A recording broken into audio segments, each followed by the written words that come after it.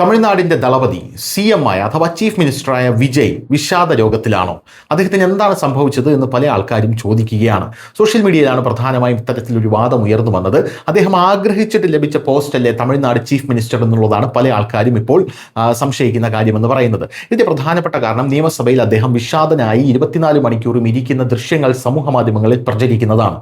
വിജയ് എന്ന് പറയുന്ന നടൻ സകല ഗ്ലാമർ ഫീൽഡും ഉപേക്ഷിച്ച് ഇനി അദ്ദേഹത്തിന് അതിലേക്ക് ഒരു തിരിച്ചുപോക്കില്ല.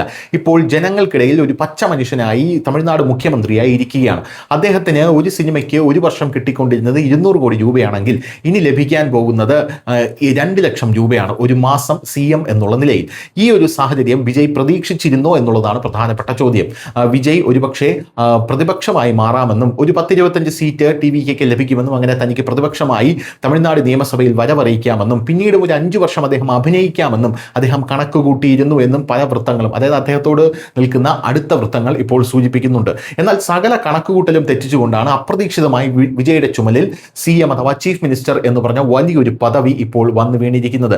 ഇത് നടനെ ഡിപ്രഷനിലേക്ക് കൊണ്ടുപോയിരിക്കുകയാണോ എന്നുള്ള ചോദ്യമാണ് സോഷ്യൽ മീഡിയയിൽ പരക്കെ ഉയർത്തിവിടുന്നത്. ഇത് വിജയുടെ ഫാൻസ് ഉയർത്തിവിടാം, അല്ലെങ്കിൽ ഫാൻസ് പറയുന്നത് ഇത് വിജയുടെ എതിരാളികളാണ് ഉയർത്തിവിടുന്നത് എന്നുള്ളതാണ്. അതേസമയം തമിഴ്നാട്ടിലെ ഭരണം എന്ന് പറയുന്നത് റീലല്ല, അത് റിയലായി താങ്കൾ ചെയ്യണമെന്ന് ഈ ഒരു അവസ്ഥ കണ്ട്, വിജയുടെ അവസ്ഥ കണ്ടെന്ന് പറഞ്ഞാൽ വിജയ് വിഷാദത്തിൽ ഇരിക്കുന്ന അവസ്ഥ കണ്ട് അവിടെ ഉദയനിധി സ്റ്റാലിൻ പറയുന്ന ഒരു സാഹചര്യം കൂടെ ഉണ്ടായി. ഇതും ഇപ്പോൾ സമൂഹ മാധ്യമങ്ങളിൽ വലിയ രീതിയിൽ പ്രചരിക്കുകയാണ്.